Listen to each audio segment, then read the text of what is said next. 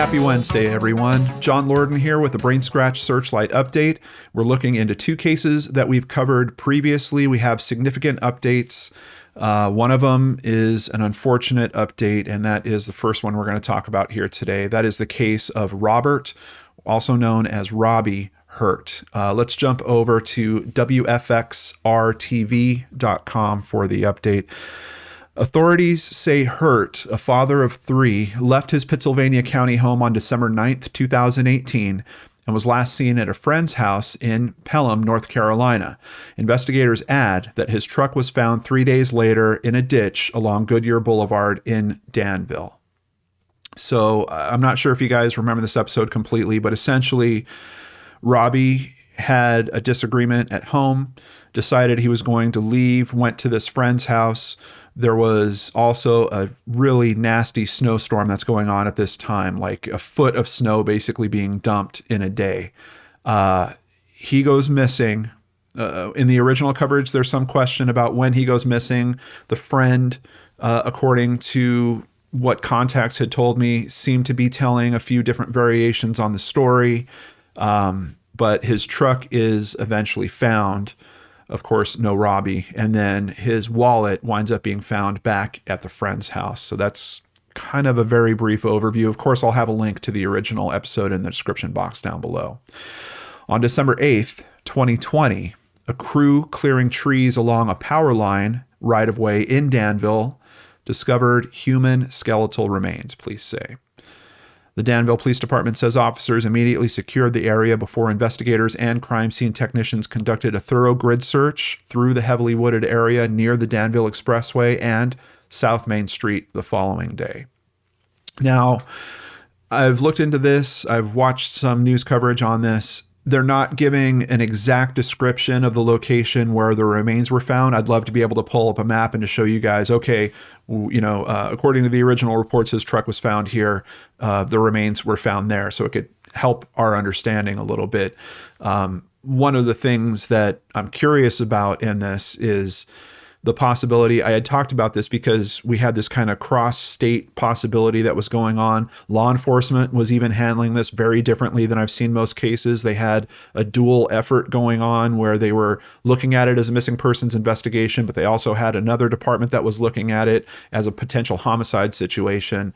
I was always concerned about the possibility that his body might have been left in a different state, and then the truck possibly dropped in another one to try to kind of hamper the investigation. I don't know if that's really what has gone on in this case or not. I'm getting I wish I had the details to really line that out for you guys. I just don't. But on Thursday, February 11th, those remains were positively identified as Robbie. Quote, "We recognize that the missing persons case being closed brings the family some relief. However, the Danville Police Department will continue to investigate the circumstances surrounding Hurt's death," the Danville Police Department said.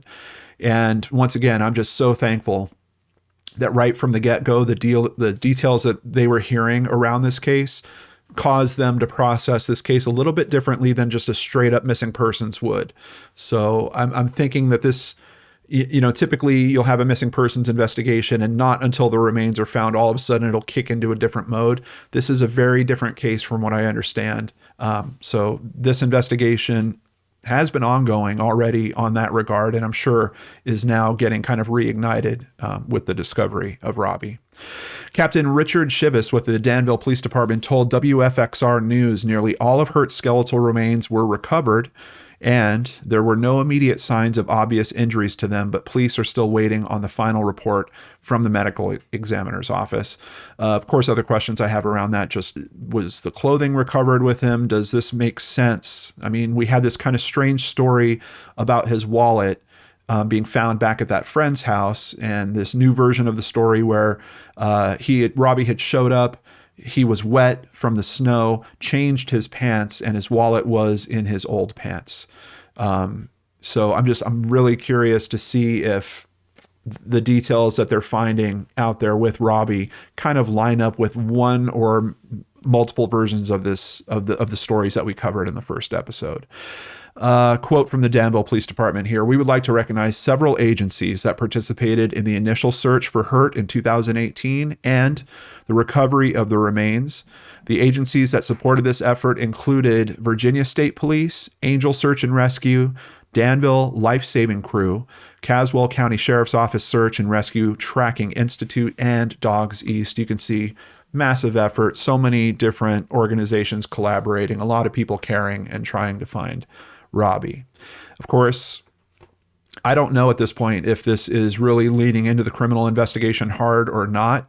Based on the previous information we looked at, it looks like it was going that way. So if you happen to have any information about this case, please contact the Danville Police Department, 434-793-0000. All right, and our other kind of micro update for today, David Koenig. You might remember this is the kind of UFC style mixed martial arts fighter, very big, strong man, as you can see in the photos here, missing since February 8th, 2020. So we're now past the 1 year mark. We've got an update here that we're going to cover over at ozarksfirst.com. Monday, February 8th is the first anniversary of Dave Koenig's disappearance, a 26-year-old Branson amateur MMA fighter. People across the Ozarks and the country are putting up blue lights on their porch in hopes of Dave's homecoming. I think that's really such a good way to have this type of vigil, especially at this time in particular. Still is a little risky to get a big group of people together. Also, really good consideration for the environment. I know sometimes when I'm talking about vigils, I'll kind of say, like a balloon launch or something. We'll see in the comments, no, bad for the environment. Well, here we're talking blue lights on their porch to basically let the families know that, hey, we're supporting you and your search for Dave. Dave was friends with the Peachtree Inn owner in Branson who gave him a place to stay that night. He's been missing ever since his stay at the Peachtree Inn. If you remember the original coverage, he had contacted some friends saying he thought he was in some serious trouble. Hasn't been seen since. If you're more curious about the original coverage, I'll have a link to that in the description box below as well. 6'6", 240 pounds, brown hair, brown eyes. Anyone with information, please contact the Branson Police Department at 417-334-3300. Now, one other thing that has come out around this case, there is a new GoFundMe, Help Us Find Dave Koenig. My name is Tracy Koenig, and I'm the mother of David, who has been missing since February of 2020. For those of you that are not familiar with David's case, he was last seen on February 8th at the Peachtree Inn in Branson, Missouri. His last contact was made around 1 a.m. to a couple of friends via Facebook Messenger, saying that he may be in some trouble and may need some help. That was the last anyone has seen or heard from him, and we've been desperately looking for him ever since. Branson police, along with the Missouri State Highway Patrol, have been diligently searching, interviewing, questioning, but after almost a year, have come up with nothing. We need to find him or find out what happened. We need to take this to another level and bring in more help. There are things that can be done to help find him that we, as an average working class family, cannot afford alone. We have found someone we feel is confident can give us our answers, but it's a big expense. I don't know. It feels to me like they're talking about the possibility of a private investigator. They're looking to pull together $20,000. Right now, they're at $4,074. On behalf of myself and my amazing supporters, guys, thank you so much. Supporters through PayPal and Patreon, we're making a donation to this as well. We're going to try to bring that amount up. If you could do me a favor, please look at this GoFundMe for yourself. If you find it within your heart to donate more, please do that. I'll have a link in the description box down below.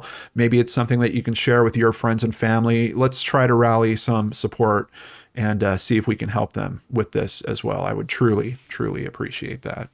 That is it for today's update. Got to say, my heart is absolutely broken for Robbie's family. If this is turning into a hunt for justice, please know that we will absolutely be shifting gears on our coverage of this case, trying to help them raise exposure to any of the aspects that are going to help them find the answers that they're looking for. Of course, I'm going to need your guys' help in doing that too. So thank you guys so much for all the support over all these years. Take care. I'll see you back here on Friday with a brand new episode of BrainScratch Searchlight on the Lord and Arts channel.